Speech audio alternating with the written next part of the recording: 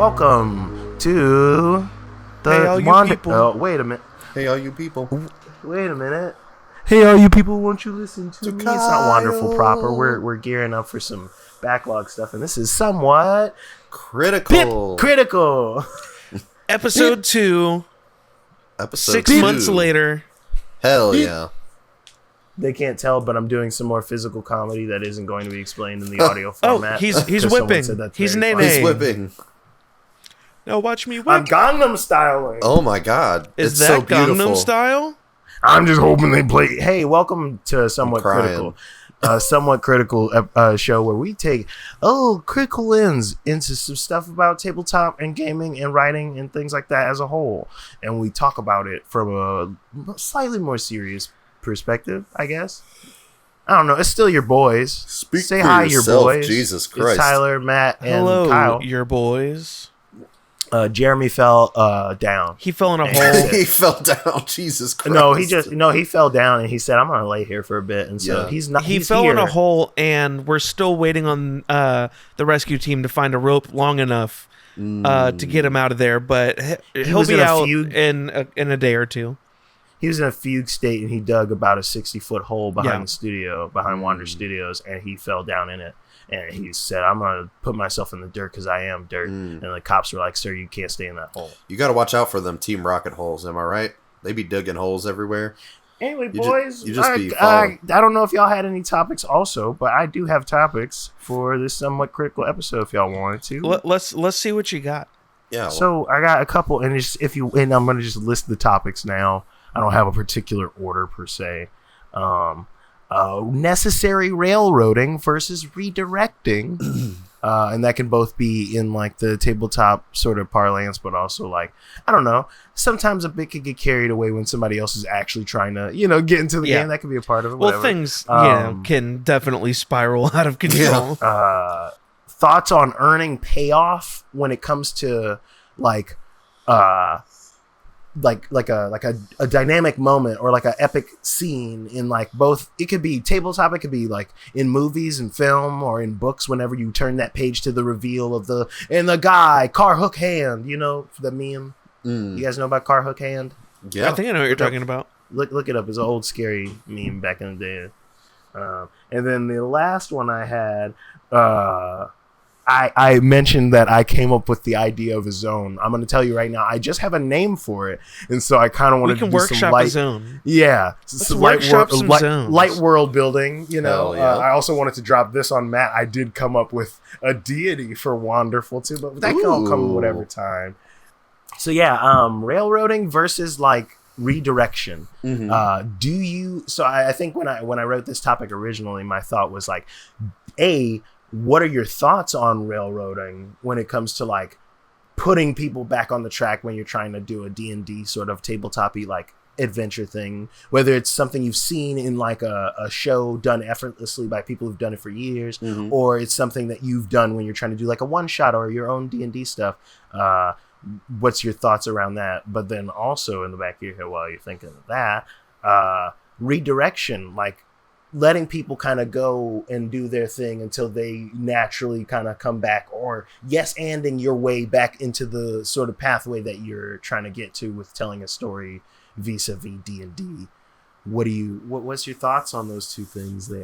I guess, honestly, my first thought is, obviously, it kind of depends on the situation. So, like, For sure. if you're just playing with, like, your friends and it's just a home game, you're not recording or anything, like, I say have all the, like, redirections, like, possible, like, not out of, you don't have to, but, like, do whatever's going to be most fun, know? Like, we're all here just to have fun. Like, I get it from a recording standpoint where, like, okay, now we have to have like a You gotta get story. an episode rolling. Yeah, you gotta get an episode Exactly. rolling. You gotta like have a story that makes sense. So like there's a little bit of like necessity for that. But it really just depends on the situation, in my opinion. So kind of whatever floats your boat. I agree. I think it totally depends, but also really there's just kind of always a balance. I think it both can depend on like the like the environment of the table. That, you know, I think it could depend on like the experience level of the players. Like, I do a lot more railroading for a brand new group, like a group of players who brand new to the game. I'll probably railroad a little more so that they kind of know where they're going, because I feel like whenever I start a new game, like a game with new players, it's always really just hard to get them to really understand like what they can do.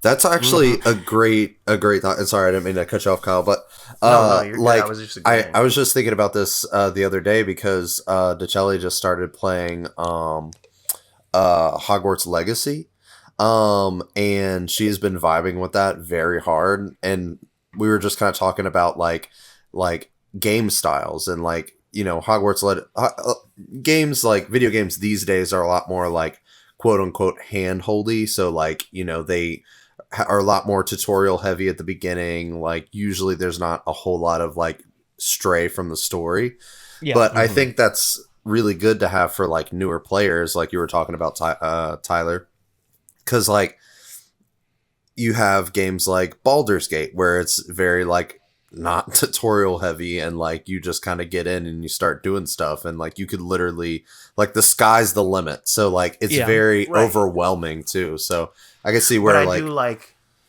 not to jump into you're good, but the Baldur's Gate example is a great example of that, where it's like it kind of is almost true to form to D&D in that way of like, it's a little overwhelming with the choice right out of the gate, but ultimately there is like one point that they're going to like, and you can't progress to the story until you do this thing, you know, and that's where that kind of like redirection, it's like you can do like 5 different little mini quests before you get to the main crux of what your story path is sort of leading you on. And I think, I don't know, not to go off on that about Baldur's Gate, but I think that is like a great example of trying to give someone a taste of D&D without actually having them full on play, you know, pen and pencil, like in dice and whatever. But I think too, to the point of like what you were saying earlier with the new players, it's so tough when you're like, you have like exposition explaining like the world and stuff, and like people might have like, you know, their own personal idea of or I guess experience with D&D or tabletop period, but like I'm playing a session right now outside of our recording stuff with new people, with a lot of people who never played before, a few people who know about, you know, the McElroy family of products and stuff, and like the Critical Role sort of side of things, and so they have a grasp of D&D, and then I have like 2 other players who've played for years who are like, oh yeah, no, I know what I'm doing. So I'm kind of like leaning a little heavier on them, where I'm like, okay, I'm gonna kind of make you a star in this moment to kind of show them what they can do in this thing. Like I made them do a couple rolls, and it's like, okay, that's them kind of observing the world, and like a few of them are starting to get it, a few of them aren't, but they did the classic thing, because I don't think any of them are gonna hear this, but if they do, it'll be funny. I don't care, it's a slight spoiler, but they don't know it yet, but they've created their big bad. Love that kind of stuff. We were railroading, and we literally had a whole session where we just were trying to get to a city gate. And so you can imagine a bit of frustration on my end, where all we did the entire session was light RP and then go to a gate, and then we're done with the session. All right, everyone go home. They got caught up in the line of D&D character or D&D NPCs as they were sitting in the line as I'm describing people, like, hey, do any of these NPCs have names? What about this guy? What about this guy? Oh my God. And so we have like an NPC that's just a goblin that is Barbie. Yeah, Barbie, and like a hot pink like Barbie car style cart. I love that. Yeah, there is Trek and Mule, and I'll let you do with that information what you will if you want to. Trek and Mule. Who could those 2 characters possibly be? It's Shrek and Donkey, guys. There's Shrek and Donkey. And spoilers. Trek or Shrek is the big bad. Oh, and God. they don't know it yet, and they're gonna forget is. about this, and they're gonna forget about it. And he's a fucking artificer with a robot mule instead of a donkey.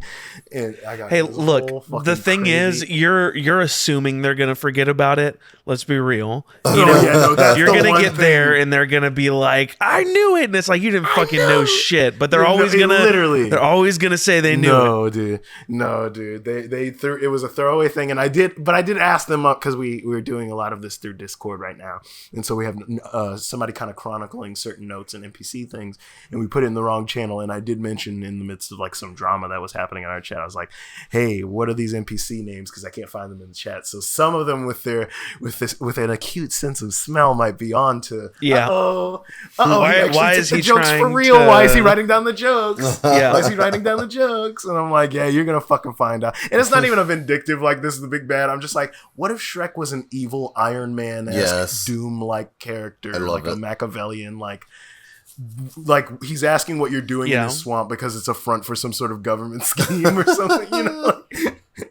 But yeah, I don't know. It comes to things like that where I'm like, okay, I'm gonna yes and this to see if I can annoy them out of trying to like inadvertently annoy me, and I'm just like, and now it's just fun for me. Now it's just funny. Well, that makes me think of another topic that you had mentioned, which was about how you go about like planting seeds for things way later down the line and all that. Yes, like, and so earning that payout for those seeds you've planted, like harvesting of that, harvesting of that plant. Once you like, you lay some lore, little flavor. Maybe there's like a throwaway line a NPC says or something, or even like just in like anime in general, where it's like you've seen this thing where this guy's like gearing up to confront this bad guy, and when they finally face them, you have this epic moment where the bad guy proves to them in one way or another, oh, you're not ready for this fight right now. Yeah, and it's like a put down that doesn't feel like, oh fuck, like a defeat, like it's over, but it feels like you did the wrong thing. Because like I've got a few players that like are a little cocky, and I'm like, it's not to like I'm gonna show them what. It's just like, you're level 1. I was terrified at level 1, but I know what it is to be at level 1, you know. But it's like, you know, I want to let them have their own experience, but it's like I don't ever want it to be like this is the, you know, I have contingencies and stuff. For if some TPK, God forbid, happens, like. But I think it's, how do you earn those like moments of like, okay, it's time for my players to understand the story is on now. Yeah, it's time for my players to understand the story is getting serious now. What's annoying is I love doing that so much that like I plant so many seeds that later on, whenever we eventually get there, it's like that doesn't really work anymore, or doesn't really make the most sense, and it's always disappointing because I love the dopamine of that moment whenever everyone's like, it's the thing, we pieced it together. You see their gears working, or like God forbid, like the hemorrhoid reveal, like it's like it's so you're piecing it together, dude. When that came about, I was just like, especially when the second you said his name, like when he told us his name before any other things were revealed, I was like, Pyle, oh my God, this is a joke. This is a hemorrhoids joke. This son of a bitch is related to hemorrhoid. To be fair, it wasn't a joke. No, I know it's not like. Yes. No, I don't mean like. It was a joke in the sense that Callie named him Pyle after hemorrhoid, which she also named, but. Right. But like that's what I mean in the sense of like it wasn't like the joke isn't that like this character is a funny, goofy write-off thing. It's, hey, pay attention to the things you're calling just like a throwaway because you know sometimes you cash you write checks you're gonna have to cash later. You know. Like, and I like that story in that like. God. It was funny that like it was like a poetic justice funny, not like a like I'm laughing, this is hilarious Tyler called Comedy Central. Like it's like no, like of course Hemorrhoid would have a son named Pyle, like poetically, like just by the naming convention having been the first joke. I don't know. It just stuff like that. It's like if you set something up and no one sees it coming, it's like, did I do something wrong? Or like it gets just breezed over. You're like, I feel like we should double back. That NPC thing I said was pretty. How do you toe that line of like, let them figure it out and like, and I'm putting more clues and more clues. I know. More clues. I think what is that? Yeah. I think honestly, like if something is important as like, almost think of it as a seed. Like you're feeding that specific seed. So like mentioning it, like having things that reference it, you know, in other aspects. Like if it is like a very important like seed that's gonna needs to like come into play later, but like I also Tyler, going back to something you said, like you've had a ton of seeds that you've planted for our story, and like a lot of them, like they don't make sense like later on. But I think that's still like it's good to have like those options, like to be able to go back and like for sure. I feel like even if they don't get it right away and you don't make a big thing about it, someone eventually will go, like, especially if another seed is like tangentially connected in that way. Oh wait, the thing he told us last time with the guy, and it's like, blah, oh yeah, or oh, that key we picked up, we didn't open that door, so we didn't know he was back there. It, like, you know, like little things like that, where it's even like oh man, they didn't even fucking ask these questions that I expected them to. Like, they're because you can't. Yeah, you like. I don't want to go back to it. I don't want to railroad you into asking the right questions to get all of the information. Yeah, it's like if it's necessary information, you'll get it somehow. Realistically, yes. But like, and there's some fun things like do any of y'all ever wonder, and I'm not going to tell you the answer right now just in case it comes out, but like, do y'all ever wonder why Alani's birthmark was visible the whole time, and the two of y'all all the time had to get y'all's come out some other way? Yes. Like, there's an answer to that question. No, and like someone on Duradera probably could have answered it, but it wasn't necessary. It's just you know. But I think that goes to show with not quite a lesson per se, I just the mission type thing of us kind of having. I think Pile is the culmination of like us as players and as characters coming to grips with like, yo, you're not detectives. You're gonna have to start figuring out how to be them. You know, like you're like, not even in the sense Bond's of like been literal talking like that like, so much lately. Yes. You're like, and I'm ready to make a change about how we do this. Yes, and Bond has tried to be more serious and stuff. Like, it's hard, and I'm playing it in the character of like, it's also hard for him to shake his natural inclination to just be Bond, which is just like a sassy bitch and like kind of a dick. You know, like joke, get to the serious is what Bond always says. But Bond's done with the joke part, and he's ready for the serious. But he's like also coming to grips with so much stuff, but not to get into that. Wondercast. This is not a tavern talk. Yeah, in writing in general too, are there any moments that stick out to you in like animation or film, or like even in like other tabletop stuff? Matt, I know me and you both do Critical Role. Me and you like the McElroy stuff, but like I'm sure y'all listen to other tabletop things that aren't those, but like or maybe seen clips of like you know, things on TikTok. Is there any like payoffs you've seen where it's like, okay, this set like this is when I was like, that's their product. Like, this is not even in that such a like consumerist term, but like this solidified. Oh, this, and now we're in the adventure zone, or now it's really a critical. Now they're critically rolling. Now, you know, like what are moments that stick out in like, or even like in Avatar or something, anything like what's like a moment where that stuck it feels out to you like this is the gears have shifted. Yeah, the gears have shifted. It's time to pay attention. Like, it was fun, or like it was like entertaining, but a story is being told. What is being said? Like, you know? Or like, oh shit, this character thought they were hot shit, and now they're going through like sort of a hero's redemption or journey or something like that. Like, the first thing that comes to my brain is like Vinland Saga. I'm not done with that show. I've not watched it. That is such a reversal of like the trope of like a guy training to be the strongest that ever was, warrior type character, because he goes from like watching his like loved ones and like family members and stuff being killed by this war going on, because it's like loosely based on like the like English king times during like the Nordic times with Vikings and stuff like that. It's like anime, so take it with a grain of salt. But like, this dude watches his dad get killed by a bunch of these soldiers that are like English soldiers and shit, and like all his town gets like raised by these guys, and like these Vikings for hire are like going through and killing people, and he as a kid yells at this like group, this army, as he's being floated away on a chunk presumed to die, I'm going to kill all of you. And you watch a child lose his innocence in this moment and like telling these people in his truest heart, I'm going to kill all of you. And that's fucked up. But then you watch him go through this and go through this revenge tale. And he gets to this point after like kind of facing a bit of a defeat in like an injury. And he goes through and has to kind of like be normal.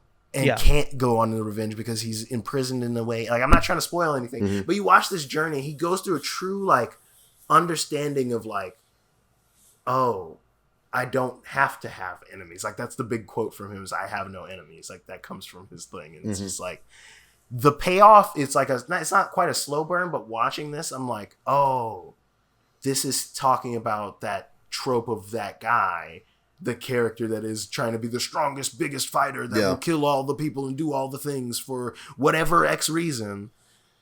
Okay, we got that guy. But reality in life is still happening, and if you keep going down this path, you could do that, but you're going to die. You watch so many people die doing what you're doing right now. So what are you going to do with that information? And he took it and he was like, oh, I think I should figure this out. And you don't see that in like stuff like that. So I really thought that payoff was like kind of like a juxtaposition to the type of payoff that I'm thinking in my brain too now as talking about that is like the epic moment where Godzilla charges up the beam and shoots the monster. That payoff is also just as rewarding and cool to me because you're like, you know it's coming. You don't know when, but you know Godzilla's going to do the and you're going to hear the sound and it's going to be like, oh fuck, you about to fuck it up. Makes me think of Shin Godzilla specifically whenever we've seen the other forms already and we're waiting on it to God, dude, and even that is like a perfect, like as you bring that up, like a juxtaposition to what the normal Godzilla kind of became. Like early Godzilla is supposed to be scary. Godzilla kind of became cool fighting monster friend, and everybody was like, "That's the Kamehameha of Godzilla," you know. And then like we see stuff like Shin Godzilla, and even in -1, where it's like, oh, I still haven't seen it. Yeah, that shit's just that's just the nuke. It's not even. They're not even. You can't hide what that's supposed to be. Yeah. It's people experiencing a devastating amount of radiation. Oh, but a monster was in the way of it. Radiation is like real life magic. Scary real life demon magic. Oh God. I think to go back to your like original question, like what makes a story, like what's a who payoff thing? What's something that like makes something like, okay, you know, you're getting a true Avatar experience or a true Critical Role experience. I think it's like just kind of like overarching thinking about it. I feel like it's like, and I'm not a story like teller, like you guys have way more experience telling stories than I do. We have as much experience as anybody with a computer, Matt. Yes. No, I know, but it's still more than me. It's still more than me, I promise. I made money on a screenplay once. Yeah, that is true. I've got a Google Drive that's way too... The last time I wrote a story outside of the one we did for the show was in high school. Like, I knew someone was gonna say it. But what'd you say, man? But no, I was saying the last time I wrote a story outside of the show was in high school. Dude, but like even like we like and not to like put us both on blast, but me and you used to do this thing where we would just chill out and we'd be talking and we would take notes while we were maybe really baked. I don't know. God. About like we would be talking in conversation and like and one of us would like whip out the phone and like put down like a topic, and then the next day we would sit and read these topics we had written down that we completely forgot to talk about. But that's like even a form of like creative sort of writing in a way. Yeah. But so you're fucking with weird ideas. Yeah. So go back to that. So I feel like it's the characters and their relationship with struggle. So like what you have, like what makes Zuko's arc so great is like the struggles he has, like the journey, like how his relationship is with himself. It ain't even about the journey, and how he overcomes his obstacles, like. And like different stories are going to have different ways of like telling that. So like a great example is like Spy Family. You have conflict in Spy Family, but it's very cute, very like very kind of over the top, like funny. Like that's usually how you're going to like get through those stories. So like I feel like those aspects of storytelling is really what kind of makes a story. It's the relationship the characters have with conflict. Another great example is Attack on Titan. Their relationship with conflict is very fucked up. And like the anime versus the manga is different, but like the pacing of the anime with like, yo, we're gonna slap that gun right on the table. Oh, and you know it's gonna get used, baby. Oh yeah. Yeah. I also still I'm talking need about to good watch old that. Chekhov. Oh God, Jesus dude, Christ. it's over, so you can fucking You do need it to now. watch it. You need to watch it. And that, I love anime like that. Do that and do Freerun. Watch Freerun. We'll have a whole Freerun episode. Yes. I'm promising our audience a that one. Freerun. I'm promising our audience a Freerun episode. Once y'all are all done with watching Freerun, because Freerun's very D&D ass coded. Like it's mages and knights and shit. I started It's watching great. it at Jeremy's. It's very, very good. Highly recommended if you're out there watching. All right. Just tune in for a mystery Freerun cast one of these days. Hell yeah. No promises if I forget. I think one that that comes to my mind when I think of the kind of payoff you're talking about, like with like when a show really kind of comes into its own, is the season 1 finale, really the couple episode finale of Steven Universe, when Jasper comes down into Earth and literally takes Steven away. It kind of forces Steven to like grow up and, you know, recognize the danger he's in. But one thing I was always conflicted by, but I think ultimately I think is a cool decision, is that they don't end the season with that. They let it go. Really, they let it go 2 more episodes. If they had just let it go 1 more, it would have been fine. But they let it go that 1 extra episode where we see him trying to hide like how affected he was by everything from Connie and all that, and which is really they kind of hit both the like action and the like the heart and soul of the show on both sides, and it kind of like throws us into that and what's to come with that, you know? Bro, literally, I don't know what audience like view is on that shit, but like that, thinking of that is like the sort of Easter egg thing, kind of going back to what we were talking about, like the leaving the seed for Steven Universe Futures plot. That is literally the episode you were talking about, where him confronting that feeling, full disclosure, or whatever it is. And literally, like when I'm thinking about it now, he's so lost in the fact that like he's a kid and like has these cool friends and like this epic backstory. Because of course a kid would fucking act like he does when they find out they're actually a fucking alien or like some dumb shit. You know, the payoff there is like, oh yeah, I am half human. I still have to probably go to therapy and drive a car and go to the doctor. Yes. Oh, all my bones are broken. Yeah. Hey, God. By the way, you've got internal hemorrhaging and looks like a lot of brain damage. You want to talk about that or? Nah. I'm good. No. Kerplunk, you know, fam? Yeah. Oh boy. And the through line in that with male cartoon characters making that joke about how guys are with that shit. I think that's like, I think that's just such a important thing to a lot of, you know, guys, is that the negative side of all of that, you know, and I think that that comes through in a lot of children's media, because I think people in our generation are like, we want to try to correct this for the people coming up, you know? That, and I think too, like in some ways, like it's like, oh, I'm getting perspective, because like, like if you're an adult watching cartoons, there's nothing wrong with that shit at all. But like, you're able to pick up on those things that your young self didn't, coming back to these shows and things like that. And you're like, oh, yep, metaphor. Literally. Yeah. Steven did so much healing for me, honestly. Like, just going back and watching it. I think about that to this day, that like there's times where like I've had a Steven Universe song pop up listening to like my liked music, and I'm like, this made my day. I'm so happy that this music exists. If the show were to somehow go away, this music, chef's kiss. Yeah. Chef's kiss, dude. Even just the very last song. That song gets me every time. Oh, for real? What's it called? I can't even remember. Love Like You? Is it for Future? Oh, yeah. Is it Love Like You? Dude, the ending song you're talking about? Or are you talking about the last song of Steven? No, not that one. Future. No, it's the very last song that he does at the very end of the show, where he's on the beach and he's playing the guitar. Oh, you mean is it I'll look it up. Which Steve is regular Steven Universe? It was at the end of Change Your Mind. Change Your Mind. Change Your Mind. Yes. At the end of Change Your Mind. Oh, which is the end of regular Steven. Yes, that one. The very last song in Steven Universe Future to me is that too. Yeah. The Being Human song as he's like driving off to college, presumably, and shit like that.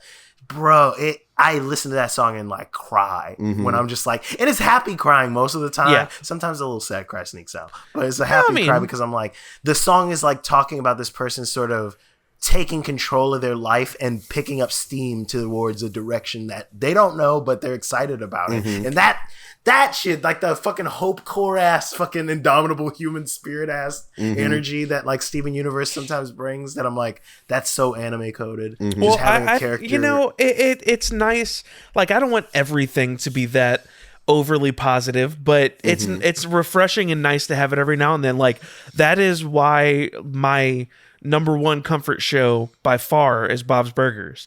Like it has all of the other stuff, like some of the like slightly raunchy humor and all that, but at its core, it is a positive, uplifting show, and it just makes me feel good all the time. God, it's so good. No, except the Rudy episode, it broke my heart, and I cry every time.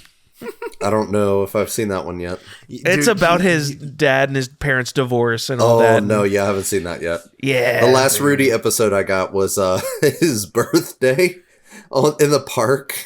Oh, yeah, with the jump bounce house? Yes, yeah. Very good. No, the one I'm talking about is the most recent season. Oh, okay, got you. Sorry, didn't mean to derail about Bob's Burgers. You're good. Oh, no, you're good, but that's like a good example of that, like, those shows that can do that, like, where they toe the line of, like, hey, we're going to do some funny, like you said, raunchy stuff, or maybe even some serious or like kind of like a little like jabbing at, you know, not negative, but like, you know what I mean? Like ribbing type shit. Yeah. I don't know. I'm not as sensitive as the average bloke, but like there's some levels of stuff that I see with like South Park or Family Guy or something like that I'm like, all right.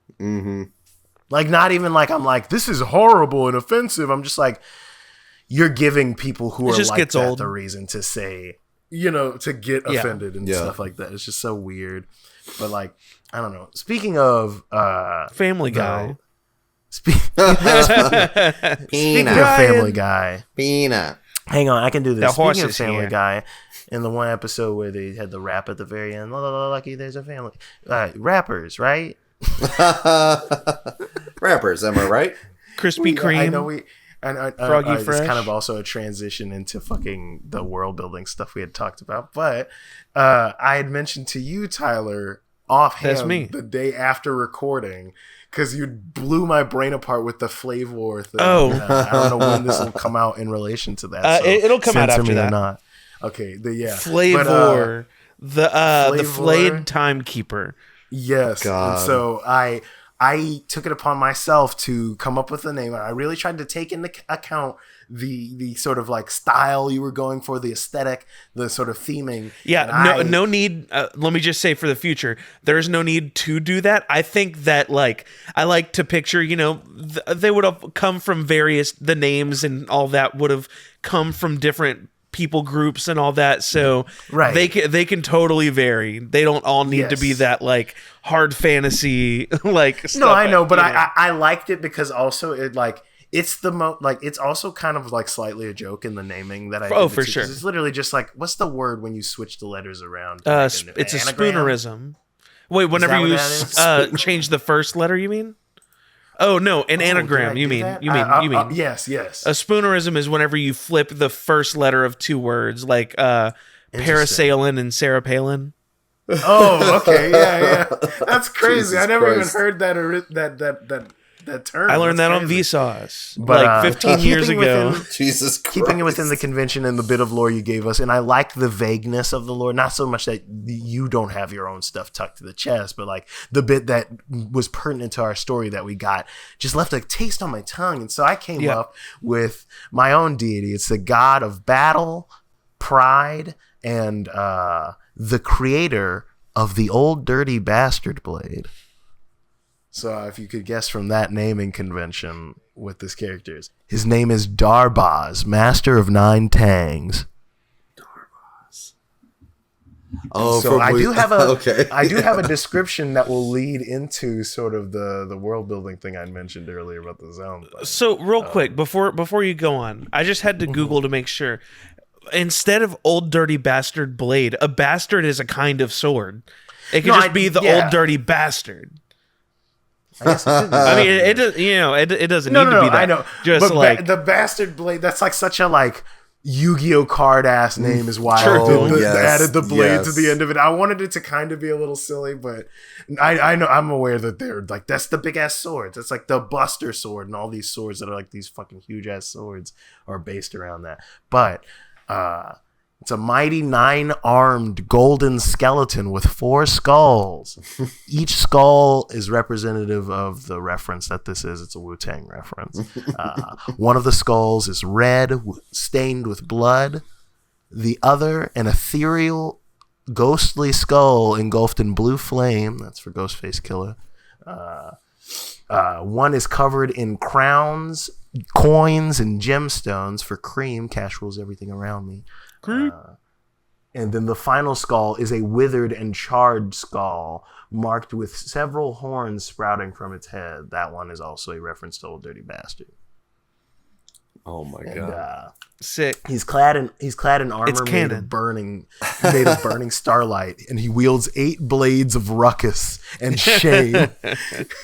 Shame blade. Yeah, exactly. I was looking. And then he has the Old Dirty Bastard, I guess. I like that as the sword name, actually, without blade. That's good. He wields the Old Dirty Bastard, a blade forged from the spine of the brass monkey. and the war grill of the Cold King, Paul of the Sideways Zone. And that's... Oh, shit. So I introduced the Sideways Zone. No idea, but it's a Paul Wall reference for the song Sitting Sideways. That's my god. All right. Can we I want to add in one more. I don't have as much lore about him, but I was looking at just rappers and like trying to think of something funny. Can we have a god of crime? Busta Crimes. I like the idea of a crime god. I definitely do like, because we had the Thieves Guild. There's a through line, but I think we could make it more. I think we could elevate slightly more obscure. Obscure, or not obscure as in the artist, but like the reference to it. I see. Because like I'm trying to come up with what I want. Because we've said Snoop Dogg, but I feel like that's probably what they call him, like the commoners call him. Like, what is the actual... I'm trying to come up with what the actual religion... Name. You can play around with Snoop Lion and Snoopzilla. Yeah. And I think there was another Snoop in there that he had as well, but I can't think of it. But there's like you could do like Lionzilla, like there's a lot of plays there. You could even look at some of his albums as well. That's like another thing I thought to do. Like I pulled the Shame reference, I did the Ruckus, Bring the Ruckus. The 8 blades of Shame and Ruckus, that's what they are. And then his 9th blade is the Old Dirty Bastard. Yeah. Whatever I end up coming up with for Snoop, whatever I end up coming up with, his queen or the female deity to his lordship is going to be Martha Stewart related. Okay, yeah, no, that tracks. That tracks. How about Kendraic Lamont, King of Grudges? Kendraic Lamont is that's in the realm. That's in that realm. That's in the realm. That feels in the realm. I feel like if we're gonna do Kendrick, because of how truly like with the pen he has shown us in the past few months, you've got to give him a FromSoft like Kendrick of the Kendrick of the Thorn Crown or something like that. Like some crazy shit like that, where it's like I'm not saying he's like Dark God is a nebulous term. I'm not saying he's an evil deity, but if there are dark gods, he's their Snoop. He's their Snoop. He's running things over in the hater party. I love it. I think that if you are to invoke Kendrick, he's got to be up there with like. There's a great clash, but there's no even clash because if we talk about real life human shit, he got blessed by Snoop, so he's an apostle of Snoop. We're coming up with lore based on real shit right now. That's fucking epic as hell. I really like that. He got the blessing from him and Dr. Dre. So, like, literally, he could be an apostle of those two. Like, there's many avenues you can go with. Literally, like I said, looking at albums. The Paladin. He doesn't even have to be a deity. He's a paladin. He could straight up be like a paladin that like of old. That's like an avatar of Snoop or something. See, and this is why we do that stuff. But in that vein of like that, so Paul, Pwall, Pwall. That's the name. The Cold King Pwall of the Sideways Zone. He is not the god of that zone. He is just the Cold King of the Sideways Zone. So the only descriptors we have of the Sideways Zone is there's some place there, or maybe the whole thing is incredibly cold. Damn. That's all I got. And there's King Pwall. Pwall. And his war grill was stolen by the god of battle as and the spine of the brass monkey, King of Beasts. Jesus That's Christ. A reference to the Beastie Boys. God, Carveth now wants... Alright, so next game we play, this is totally off track, but I need Carveth to roll a history check to see if he knows anything about like finding this war grill, because I definitely if you find the war grill, you found the old dirty bastard blade, and I have not come up with lore about the old dirty bastard blade. I was going to let Tyler come up. Can we with make this a one shot where we go look for beyond the creation myth of the sword? That's all I've gotten. It's just the old dirty bastard. It was created by the war grill. I'm picturing like the war grill goes across like the pommel, and then the blade is the spine of the brass monkey, but not literally that literal. Like he forged it into a blade. We need before we take on the tide. We need to go search out these ancient items. Don't so that we can step in the Tyler. Y'all have other ancient items that y'all need to be hunting down. Yeah. So I did have a name for this. So it's forged with both the. It was forged in the Forge of Legends, the booth.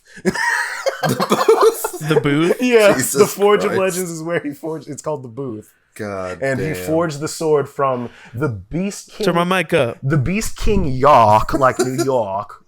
Turn my mic up. York the brass monkey. He stole his spine, and then he stole the war grill of the Cold King Pwall. And that's how he forged the sword. God. Oh my God! There's actually one last thing, and I didn't. This was a little current. It might not be as current, but still, it's funny as fuck to me. He quenched the blade in the blood of Pidpuff, the Shadow Worm. That's Puff Daddy and P Diddy. Pidpuff, the Shadow Worm, after driving the hot blade through his heart.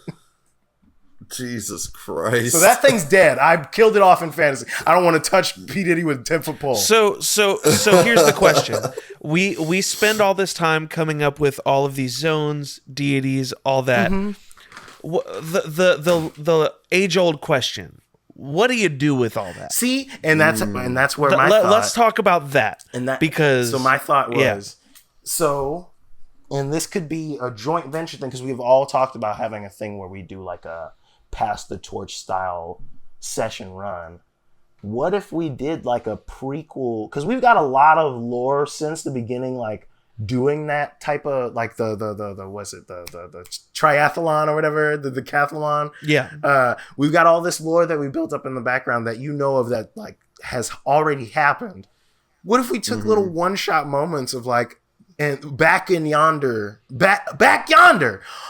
That's what we could call that series. And I mean, that's fucking nuts, dude. And, that was kind of the intention behind me, like the scripted episodes I was doing, the two that I've done. Even that. The intention was to keep doing more of those, but do some of that backstory kind of stuff.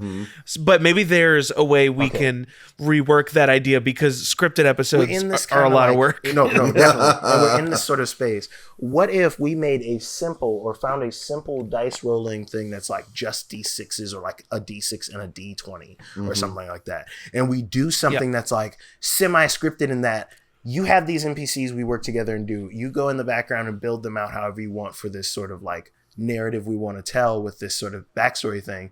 You shuffle them out and you have us pick a number.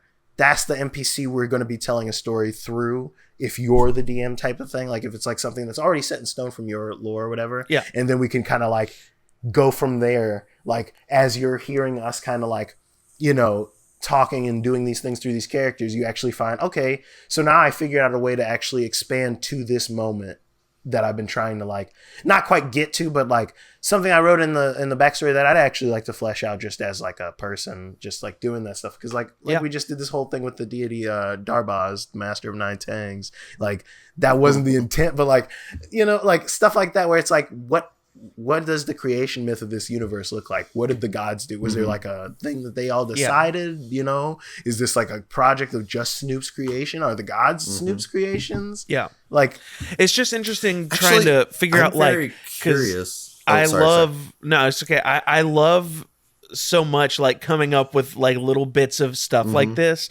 Like I have so many notes in my phone of like, ooh, maybe this happened with the lobster back in the olden days. Dude, but it's like, who's that for? Like, what? Yeah. And I mean, I don't mean that in that sense literally, but like I have that thought and I'm like, what should I be doing with this? Should I just write more stories? And I guess like maybe that's the answer is I should just like start writing short stories and just keep them as like writing practice. But it's also like creating a backlog of like little short stories in this world. Like maybe that's what it should be. Cannons, low stakes. Yes. Maybe that's it. Yes, I think also we could even have a That's segment. a podcast. We just read our little short stories. Dude, that's what I'm saying. We're writing. I was just gonna say though, I think that could be like even a thing on here. Like I know you said we're kind of gearing up for end game sort of with our story we're telling in Wanderful right now. I don't know, you know, how far along, whatever. It totally depends on like what's about to happen next, as far that will kind of decide how close to the end we are, right. But if that makes sense. But even with that still, I obviously you spend 3 years in a world where we're all kind of collaboratively doing the thing. I love the idea of like, even in Somewhat Critical, if we just do like a little segment of just like light world building for like background shit that maybe doesn't even come into like a game per se, but like if somebody like sat down and like pieced together their deity and kind of comes together like I did, or like, okay, so I had this idea. Remember this thing from the triathlon or whatever little lore building thing we've done throughout the thing. So maybe have it be like a glimpse into like our creative process. Exactly. So something I toyed with kind of like as a thing for us, and I think I made a reference to it in my fantasy fiction episode story.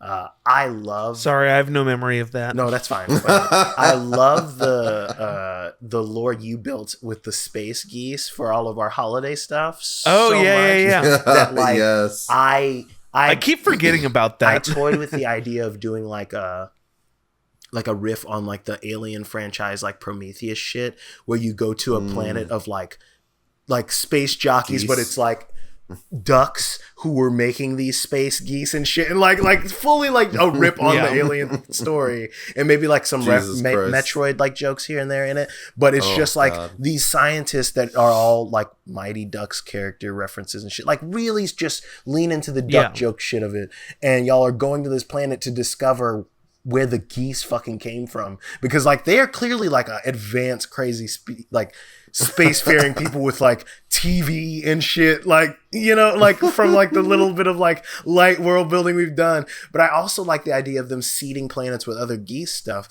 And I thought about in Road to Redemption, I don't think I'm going to do a full thing of it, but before I did the Draco Leech in the first thing, I thought about making every one of my dragons geese. I'm not joking. Like they were all going to be different. Like, because geese and ducks, because Drake is like a thing. You know, like, and I toyed with that idea so much because I love the goofiness of like this thing being the only through line tie to your Wander universe in my world canonically, sort of. Yeah. And like, I ended up obviously I miss the Road to Redemption stuff. Dude, it's been a while. We gotta go back to it. And that's like the plan. Like I know Jeremy wants to take his turn in between, and I have some stuff written, but I stepped far away from Road to Redemption 2 writing. I mean, once we get through Wanderful proper, like we could like plan to like wrap up like a section of Road to Redemption before we get into like Jeremy's longer thing, since we've like, and maybe we could do like switch to Road to Redemption to try to finish something out, and I don't then even mind too. maybe get like little glimpses of Jeremy's story, like we did. We got glimpses of Road to Redemption over the Wanderful property years. Maybe during that we get glimpses of this one, and I like. I don't know. I mean, I like the shop talk of that. I also like the idea of like, I don't mind because I have like a good sort of like first arc, if that makes sense, sort of like set in stone of what I have in mind for what's going on. I have a lot of stuff from our I forget off the top of my head because I'm a piece of the Winding Path. Like I have a lot of notes from that I'm like tying into this first half thing, but really I have a whole first half arc that like I don't mind once that's like y'all have wrapped up to that. I can be like, okay, and now somebody else is turning the hot seat while I write the next part of the, and that's totally fair. And that's my that was kind of like my just contingency if I got caught up with like other writing shit I'm doing, like the kaiju and everything. But I don't know. I like the idea of us doing that kind of like, not quite passing the ball, but like doing I would also look forward to this thing in the middle because it's like a little different than like rolling out a session 0 and just waiting for an audience response kind of. Well, yeah. And it works really great because like we have had the longer stuff, obviously, like Magic Manor ended up being 11 episodes. Dude, like, that's crazy. I mean, we had a good ass time, but it was clear that Magic Manor ended when it did. We could tell we were building to an end, whereas the Road to Redemption stuff was really like, it felt like we were just getting a glimpse into this world. Well, we create this world, we get a glimpse into it, and it's clear like no story has ended. Right. In Road to Redemption. There's like still we've concluded like a little chapter. Yes. Yeah. But it never felt like whenever we like did all this stuff in that pyramid, it never felt like that was the end of the story by any means. No, and it felt like the end of like the first movie in like a trilogy or something. Yeah, and that's kind of the vibe I was going for fully. Not necessarily a trilogy. I'm not spoiling how many parts there will be in terms of like full on campaign, because like this next one is, and you might not even know. This next one is going to be pretty beefy, so it could be over and done with in this from what I have sort of planned, because I kind of like, from stuff that was seeded, literally kind of going back to what we were talking about way back at the beginning of our world building with this stuff, there was like an offhanded thing that was mentioned that I'm so excited to kind of like. Is it Grimlore? No, that he actually. Oh, I just remembered. I actually have his obituary right here. I wrote that and I actually sent it to the real life newspaper in my hometown, and they printed it. And he's dead. Your hometown's our hometown. Yep. So we, so do you have like bigger things in mind for Road to Redemption already, or like I have obviously don't tell us anything. I'm just curious how much like I can say. I think I mentioned even if you don't know how to get there yet. Yes. Do you have So I have the ending basically in mind of how the story. I want this story to potentially end, because I set up a bunch of stuff. I have all this stuff that's like paid off. It's just like getting, like I said, earning that payoff and getting to that. And I'm prepared to sacrifice myself for Gene Han, and not, you know, who knows? You know, he may not, but not Jeremy's ass. You know, he may not be the only. I was just about to say, he may not be the only one in danger. You know, Jeremy's going down a fucking Frank Castle ass Punisher path. True, like fully, y'all are gonna have to get him in check because he's acting like a real son of a dang old darn. But at the same time, and also Eldrick's got a fucking Dragon Ball Z rival. Yeah, I know that. Like we don't know what tribe. He quite literally is building a Frieza ass army. Like, yes. And like, it's fucking crazy to think about. Like, I don't know. He's got these fucking the fucking Ginyu Force for hire on his squad coming to try to steal the sword back and shit. Like, literally, I coded him to be very similar to Frieza. If you couldn't tell, like that's his whole. Like, he's kind of arrogant, but he's not a space racist. He's just a normal racist.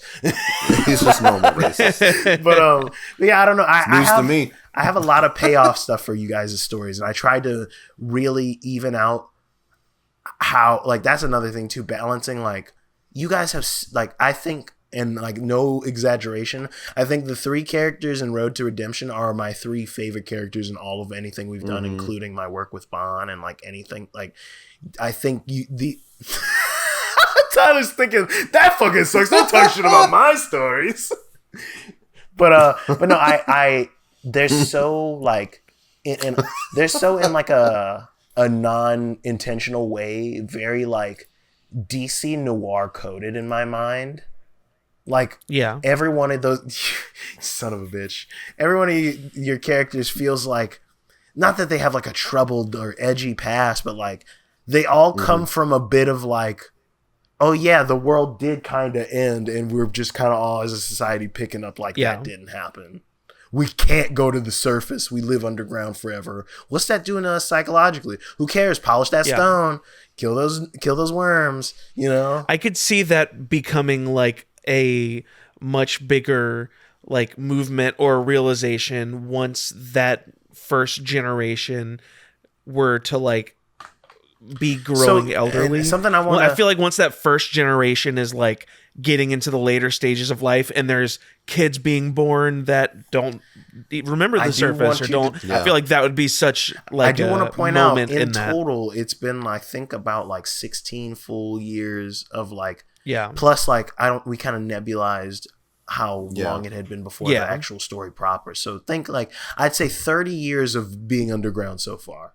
It's not a lot in the grand scheme of things, but I think we're going to start to see some of those questions and things start to be answered in season 2. It may not be right off the top of the pops, you know, like I got the first arc kind of, I'm keeping it light.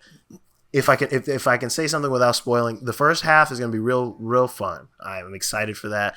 But I love that. You know my obsession with a fucking grim, dark, fucking spooky turn. I love a good the thing that was looming, because that's like literally just how I live anxiously. I'm like, there's something I'm forgetting. Fleshy Yeah, there's something I'm forgetting about in the background that will be a catastrophic problem later on. You know, because something I do want to like. This isn't a spoiler. This is just a factual thing that I don't know if y'all remember. Like the big bad of like the end of your thing disappeared. You killed him, but his corpse disappeared.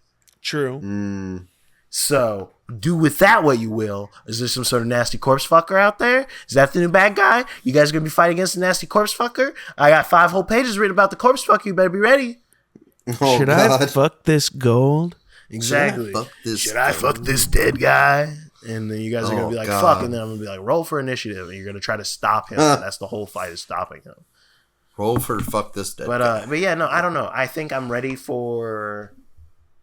I'm just ready for more creative shit like that. Like I really do, like as much as like we have some stuff I do want to discuss beyond this episode. Like I definitely want to have like a segment of like not like a show and tell, but like maybe like a light world building thing. Like, hey, here's what I have. What about you? And then we break it down and discuss it. There's no wrong answers. Like with the Buster crimes, I love the concept of a crime god. There was a thieves guild. There's so much there.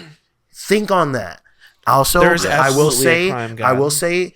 Gotta think of somebody who's like real deserving and shiesty. You can't just go throwing that crime banner on any old body. You might get canceled. That's just true. Looking out for you, my boy. Just looking out for you. If you're gonna do it was a good instinct to go off of the name that rhymes rather than a person, right? And it's a fun, different like spin off the trope. Like it doesn't all have to be like a like Tyler said, like a super heavy fantasy coded thing. You could just be like, yeah, this is Dale, but he's fully based on Chief Keef or something. I don't know, yeah. But it's like I want that to be a part of it. So I don't have a name for the world building half or maybe I just want to call it show and tell for now. You're welcome to show and tell. Yeah. And it's like little kids, like the little like stock little kids cheering and clapping.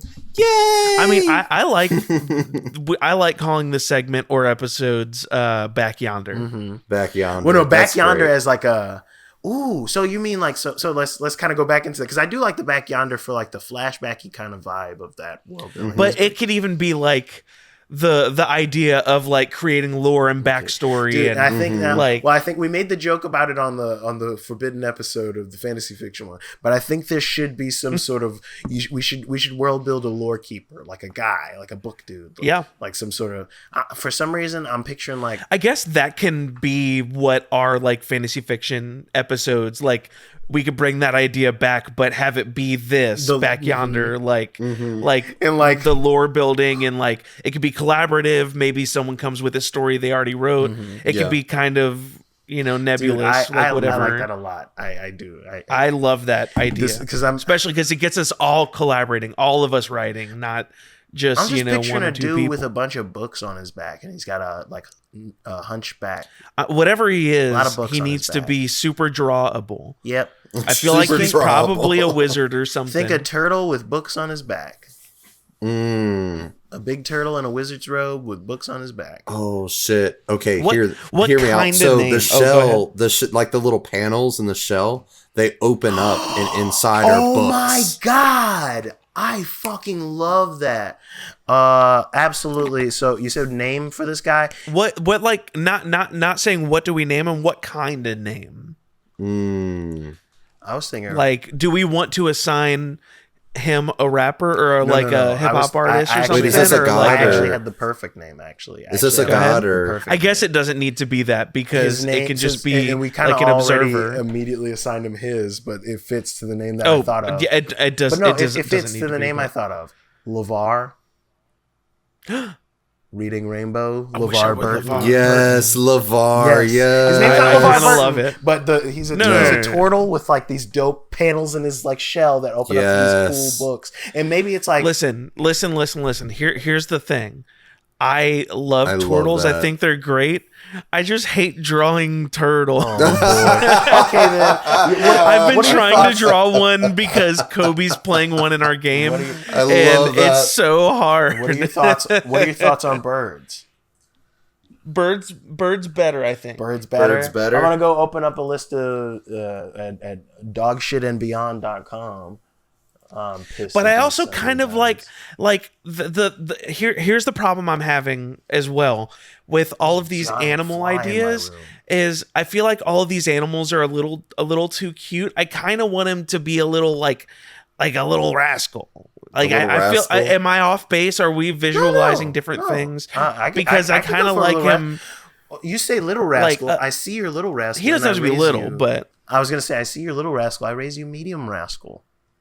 I like medium rascal. What if he's like what if he's like a goblinoid, like a hobgoblin or a bugbear? Yeah. You know, I love a goblin. I love a bugbear. I love. I don't want to go. I don't want to go tiny goblin. I feel like we gotta. Oh yeah. Don't get me wrong. I love a goblin. Goblins are in right now.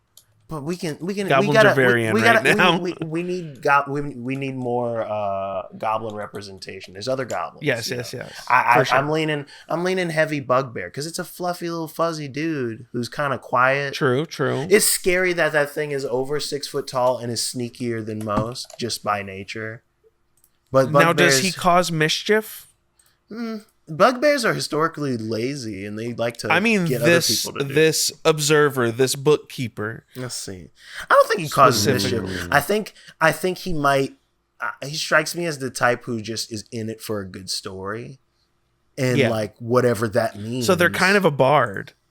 I think so, like a travel-y kind of like maybe a skald in that way of like they're collecting stories to tell to other people and things like that. That tracks with the fucking thing, but I like this idea of like, not the shell per se, but I love this thing of this magical like book that's like, it's not that it's like multiple books, but it's like maybe this thing that's not a book. Maybe even if it's a fucking, and I know this is going to sound fucking cornball as shit, but if it's a dodecahedron and he lifts panels of the dodecahedron and on some fucking Grable's ass fucking Adventure Time shit, he watches these little short film stories of things from... Like maybe he has like a staff with a dodecahedron on the end, or maybe it's like his focus. Yeah, no, I fuck with that heavy. Yeah, so it's like this bugbear dude. Maybe he's got like, because like keeping in the parlance of our like kind of god jokey bit of the deities and whatnot. Maybe it's on a big ass chain.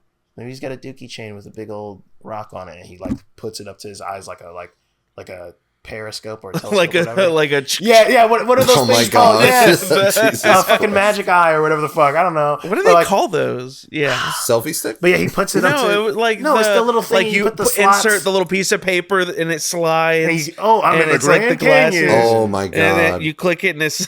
But yeah, no, I really fuck with the idea of like this LoreKeeper, and maybe like he doesn't have like. Maybe I like and I don't know I'm not trying to fuck with the idea of whatever Bees is, but I like how Bees is this nebulous, like vaguely otherworldly entity. Like maybe he's not necessarily that. Let me just ease your mind. Let me ease your Bees mind. Let me Bees your mind. I know exactly what Bees is. No, I know that. I'm not. No. I know. I'm just just a fun little teaser. Okay.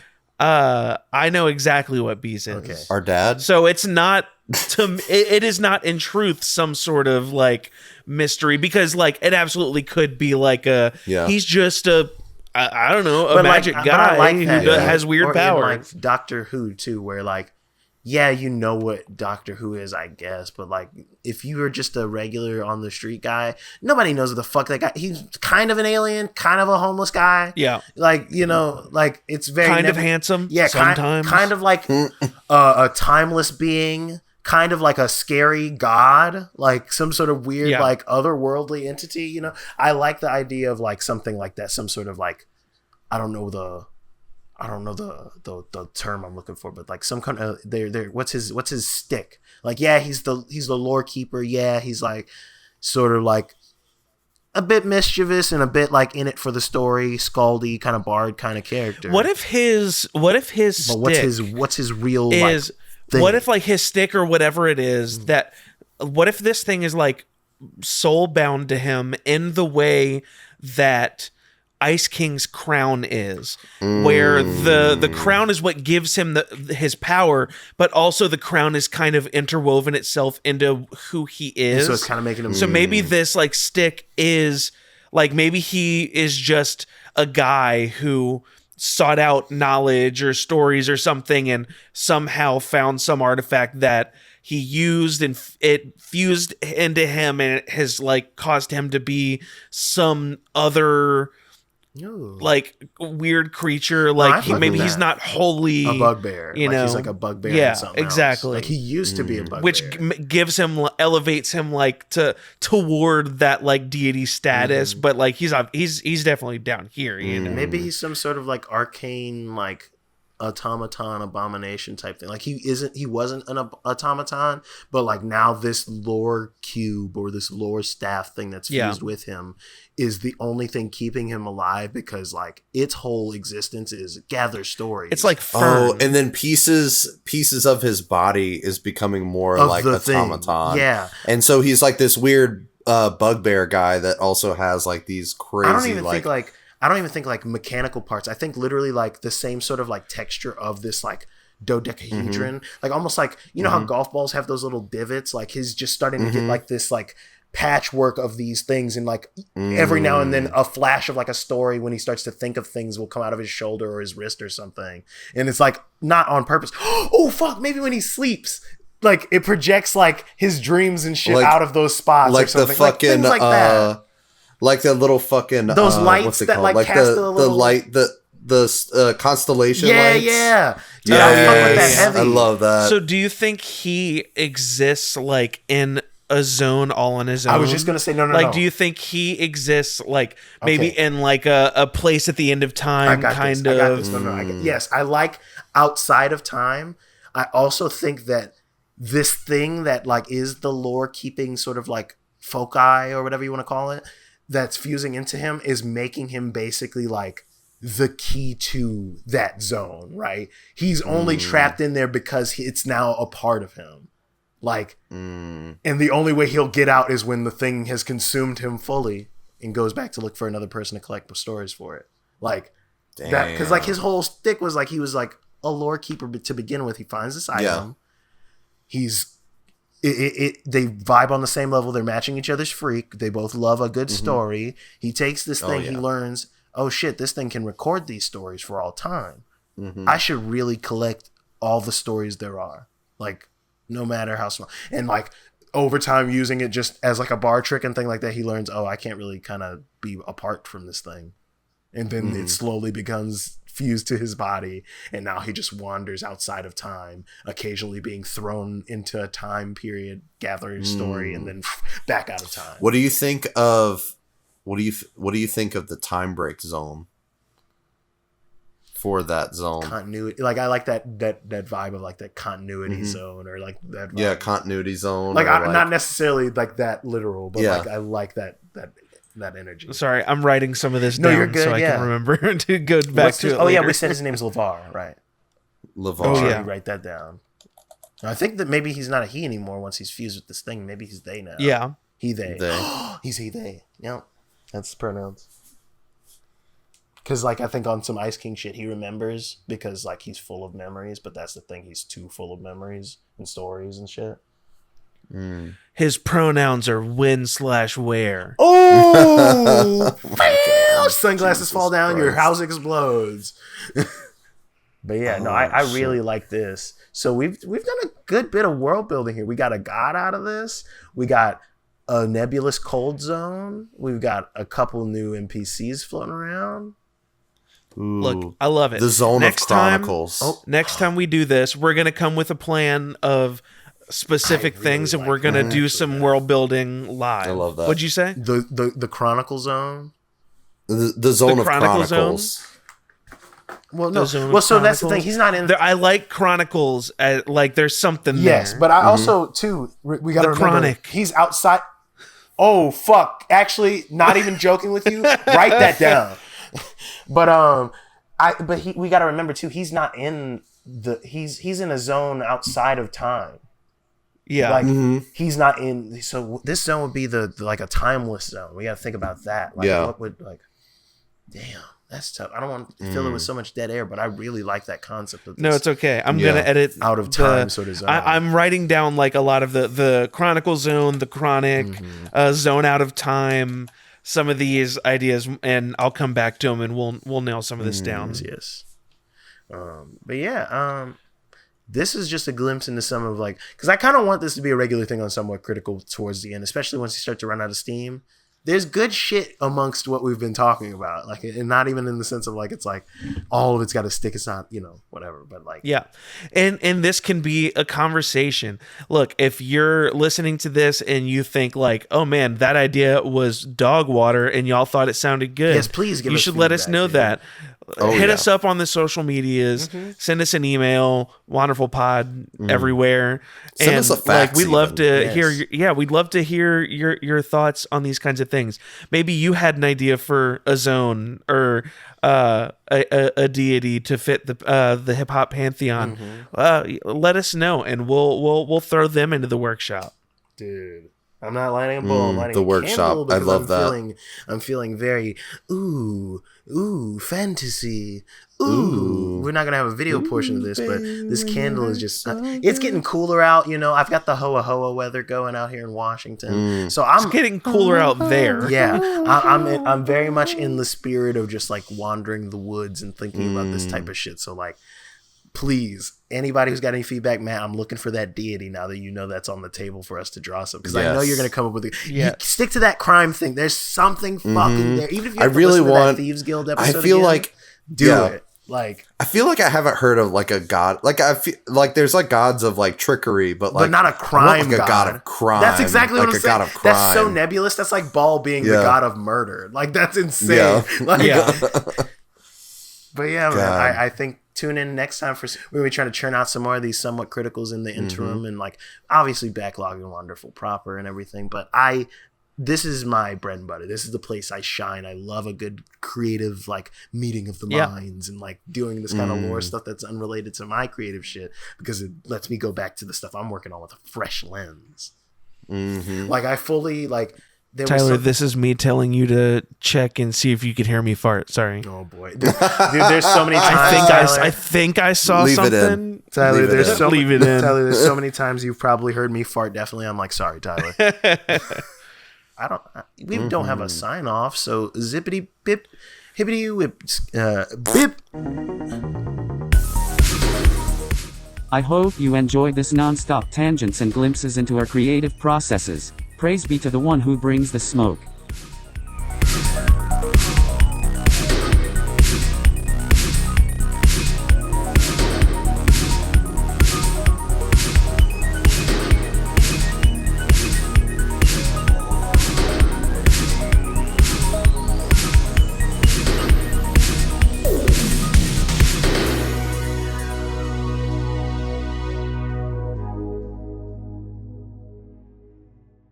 Am I LeVar? You'll just have to subscribe to find out.